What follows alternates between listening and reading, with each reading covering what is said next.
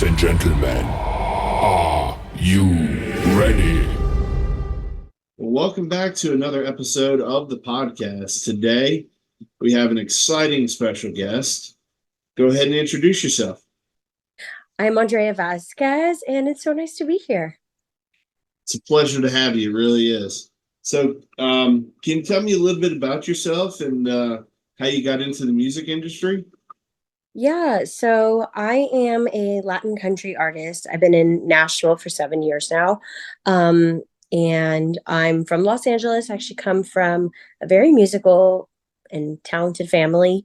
So growing up, we were always kind of exposed to my cousins being in a band, and some of them went off to do production and lighting and other things like that. So music and chasing a career in the entertainment industry was always something that we were around, so it was never anything that our parents or family doubted us to do.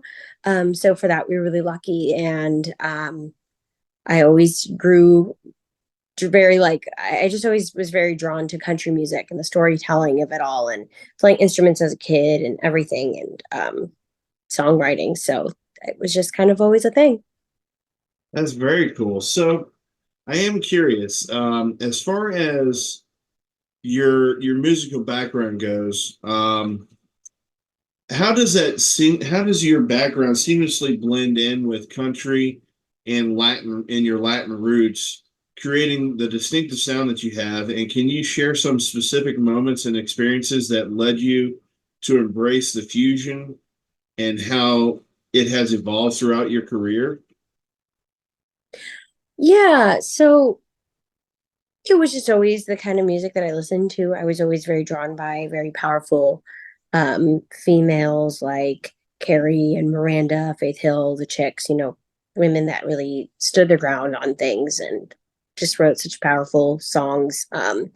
And Latin music and country music are actually very, very similar. If you really think about traditional Mexican music, Tejano music, it all kind of is married together. And most recently, there's just been a really huge movement, especially here in Nashville, about with country and Latin music. Then I think it's just really great that everybody's starting to get really excited about it.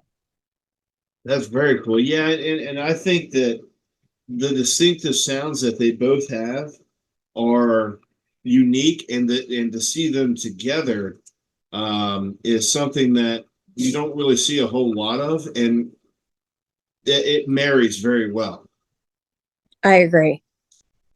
Um, as far as your influences like Carrie Underwood, Shania Twain, the Chicks, how do you navigate the challenge of paying homage to them while trying to maintain your own authenticity and pushing the boundaries of your own musical background? Yeah, I mean, I just love I feel like they're kind of the reason I learned how to songwrite and tell stories, right? And especially I feel like my sound has like a very fierce, almost like I don't want to say rock, but like some of my older stuff does have a little bit of rock influence, but just like that powerhouse sound, which I've always just loved. And that's kind of just what I've always wanted to incorporate in my music, and then have my own little take about it. That's so cool. So as far as the sounds that they have, they're each individually really talented, but they sound somewhat different from each other. Is there one of those inspirational bands that you kind of lean towards more so than the other? I feel like I gravitate towards a lot of I mean, I was such a big, big, big Carrie Underwood fan back in the day, especially, like her Blown Away era, her Storyteller era, just she just did so many things. She's done so much stuff in her career that's just been kind of different. Um, and that's kind of what I'm doing currently, just mixing different sounds into my music right now, but still sounding like myself. Right. And you kind of have to do that. I would imagine, to kind Yeah, of keep yourself fresh and keep evolving at the same time. exactly. Your success is paving the way for other Latino country artists. can you kind of elaborate on any cultural aspects that you intentionally incorporate into your performances and music that represent your heritage? Yeah, I feel like incorporating certain sounds like pedal steel is very big in, traditional regional Mexican music and in country music. So I think some of the stuff that I'm about to release really soon does incorporate a lot of those sounds, but Latin music's fun and it has a little bit of a pop influence too. And I feel like I have that in a lot of my previous releases that you can hear. But I'm just really excited about it. Today actually we released my friend and good friend Himencio and I released a Selena cover. So Si Una Vez, which is one of her most popular songs, she played it at that very famous Houston rodeo show right before she had passed. And we actually sang that as a duet for a showcase that happened here in Nashville a couple months back for Latin Heritage Month. And after we sang it, everybody was like, "You guys should really record that." And then we were like, "We should, but how do we do it right? Because you can't mess up a Selena song or recreate what she did." So we took it and we made it country and we put a really cool spin on it. So that's been really exciting to release today. And speaking of releases, I know I was talking to Nicole, and she said that you had, I think, a release, was it last week or the week before as well? Today, and then we have one coming out next month as well. That's what it is. Yeah, yeah. Sorry, I'm. It's hard to keep up. It is. Yeah. So with notable video support and recognition from media outlets, what strategies do you employ to stay connected with your audience and maintain the momentum that you've been on in an ever evolving landscape with the musical industry? I think a big one is just, as much as social media is such a love hate thing, but just building a really fun community and just building content that reflects who I am and hearing what people want. Like Si Una Vez is a good example of that. So many people were asking us to release it, and then we just went ahead and released it. So kind of giving people a little bit of more of a sneak peek of what we're working on and kind of make them feel like they're in the process of all of that with us too. So just really that. And Nashville has a really cool community itself of a lot of creatives. And it's just really, I feel like I've just been really lucky to be connected with some great people. That's amazing. Yeah, and I find that especially the country music scene, everyone tends to kind of not so much lean on each other, but like to work with each other in certain aspects, whether it be collaborating on a song or helping each other write songs or things like that, and that's really cool to see. Yeah, it is really, really cool. And, people are starting to mix genres together and just kind of collaborate on in so many different ways. And I think that's super cool.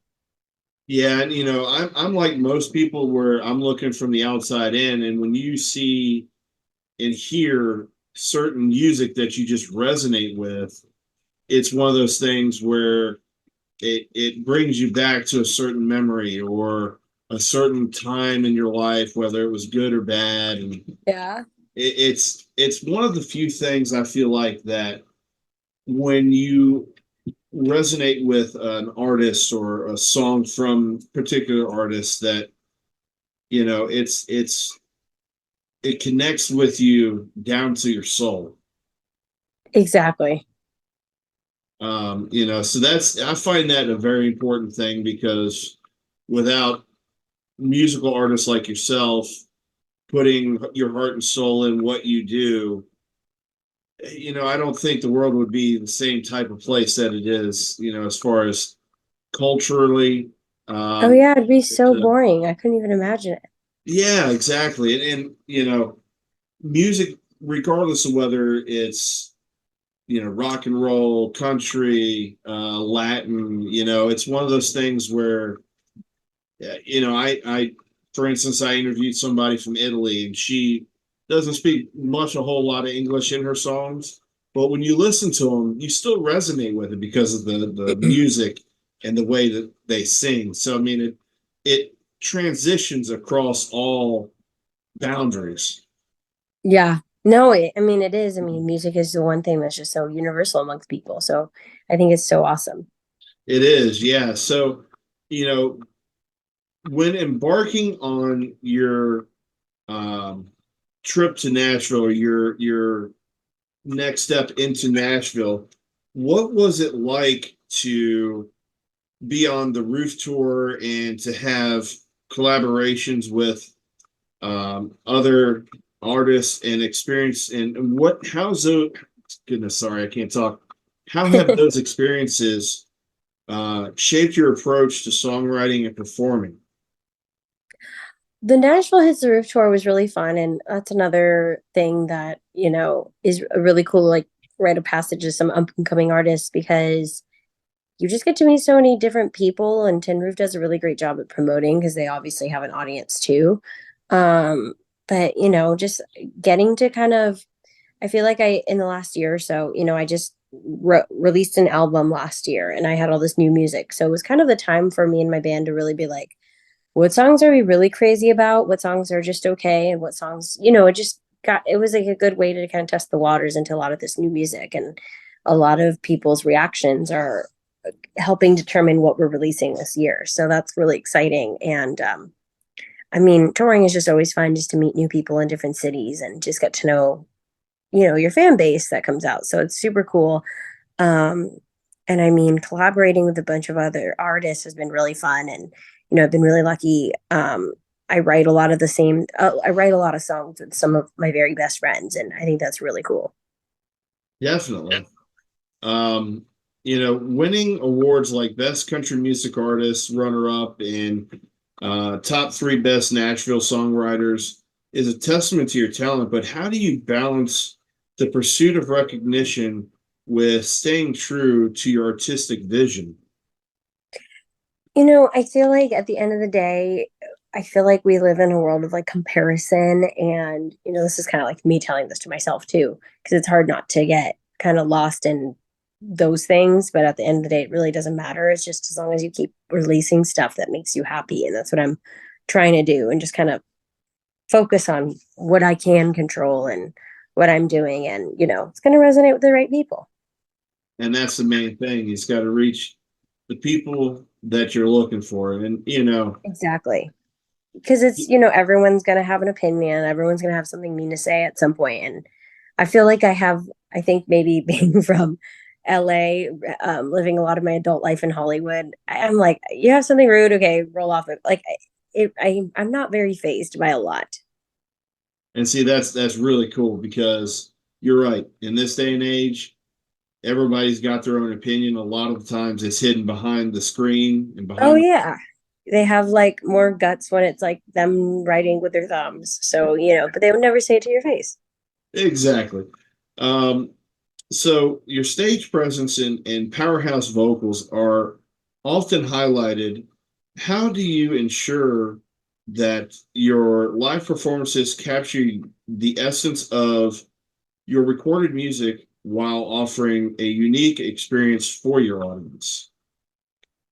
I mean, vocally, I will say it just takes a lot of practice. I try to do little rituals myself where I'll try not to be screaming days before a big show or, just kind of be mindful of little things like that and just kind of help my endurance. But I try to be entertaining. I try to move around and make sure that the crowd is having fun, talk a good amount to them, but don't overdo it, So it's kind of, just learning how to work the room and feel the energy. And on that same subject, why or not why, but your first few live performances that you've done, as far as whether being in front of smaller crowds or larger crowds, Mm-hmm. what is that experience like? Going in front of a larger group of people to perform. So, you know what? Actually, the more terrifying things back then were my first few shows that are smaller. You're almost more intimidated when it's a smaller crowd because you can hear everything in the background. The stages are smaller, you could see everybody's faces. So I just remember I would be terrified to the point almost where I would make myself lose my voice. Like I would psych myself out so much. And I was obviously so young at that point, but you learn to just kind of have fun with it. And, performing is just a blast. And um, honestly, the bigger the stage, the bigger the lights and the brighter the lights, that you could just kind of be like, there's nobody there. Yeah, I can kind of understand that. Yeah, kind of.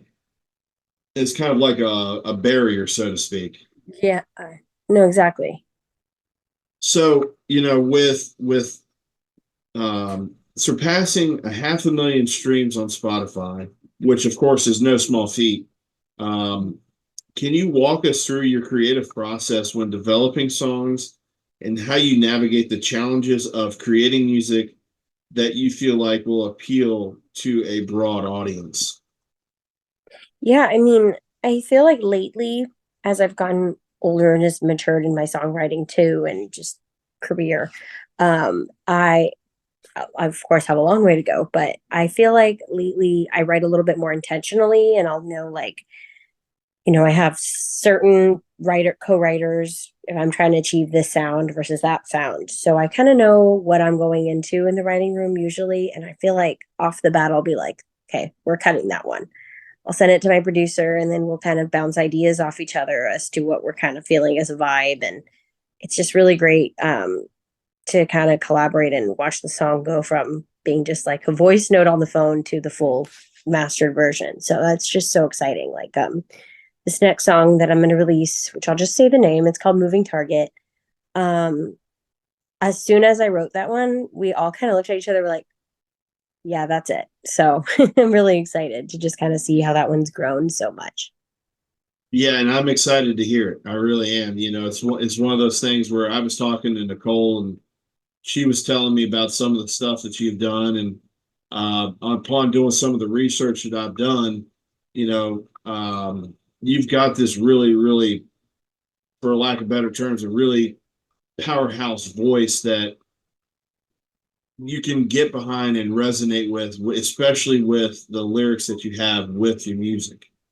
Thank you. I really, really appreciate that. Absolutely. So, having participated in the CMA Music Festival, can Mhm. you share any behind the scenes moments or interactions with fans that left a long lasting impact on you? And how did those experiences influence the connection you now have with some of your audience? So most recently, CMA Fest is always a blast, by the way. I love the summer. Summer in Nashville is just so infectious, and it's actually always on my birthday weekend, except for this week. I think this year it's not, but it's usually always around my birthday. So it's always just a fun energy, and some fans might know that. So that always just kind of like a fun little, icebreaker. But um, some of the people that I met at Fanfare this year. So, we did like, Fanfare takes place at Music City Center in Nashville. Um, I'm pretty sure it's there every year, but at least it was the last couple of years. Um, and you get to meet all sorts of fans that come to meet you, and a lot of them you'll recognize on social media. So it's kind of nice to put like a face to the name and do things like that. And it's just, it just makes you happy when, the community is like right in front of you. So it's awesome. That's cool. Yeah. And I've heard through a few people that live in that area that CMA Fest is really fun. That if I can ever get away from work, because I'm not too far from there, I live in Virginia, that I Oh, need cool. to make a trip down and spend some time and visit during that time and see what it's like.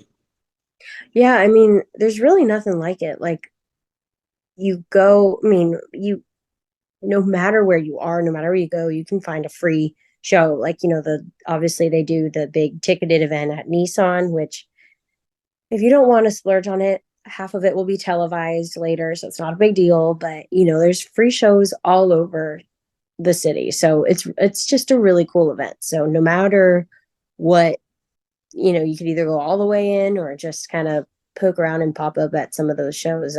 It's just really fun.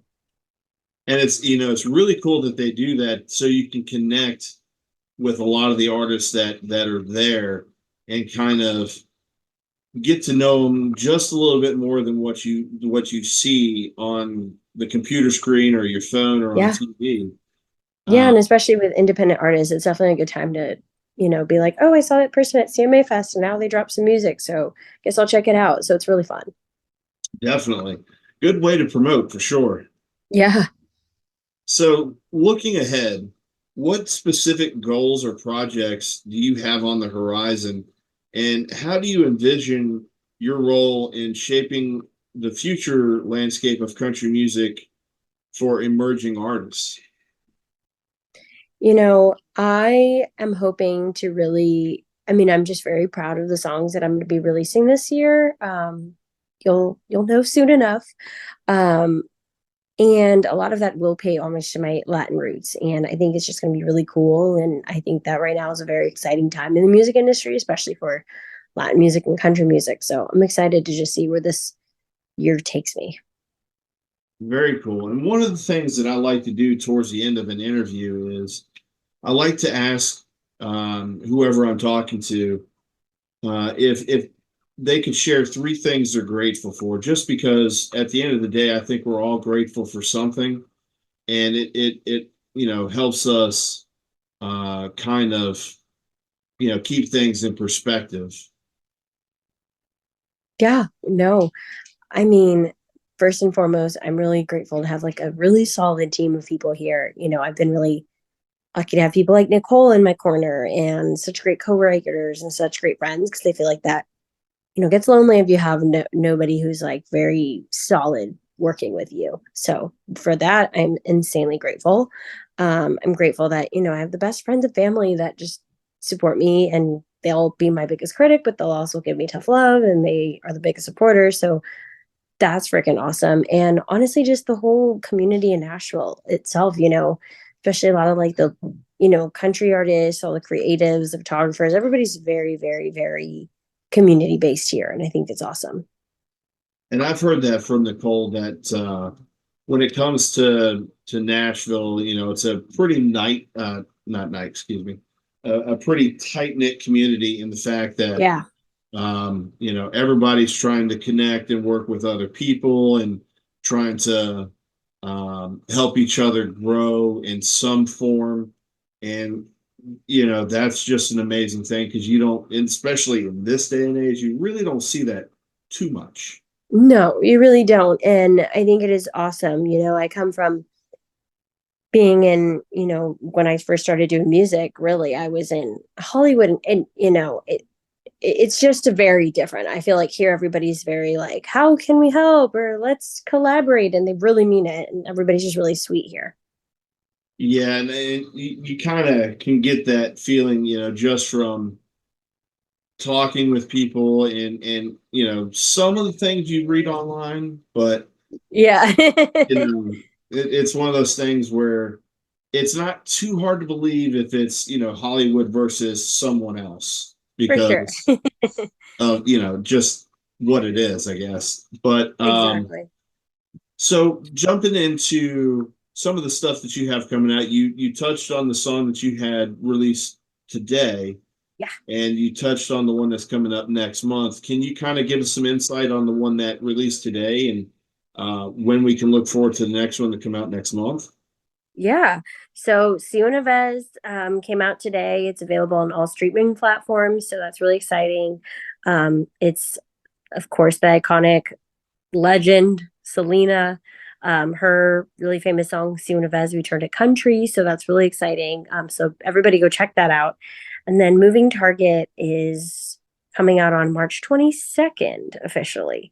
So I'll be kind of posting here and there about when to pre-save and everything. So I'm really excited about that one. And I actually wrote it with two of my very best friends, Eton and Bailey. So they're co-writers, and I'm actually cutting, I think the plan is at least one or two more songs written with them this year. So it's really exciting. And they have the same birthday, ironically. Oh wow, that's Yeah, so it's meant to be. They're like my August 14th people. there you go.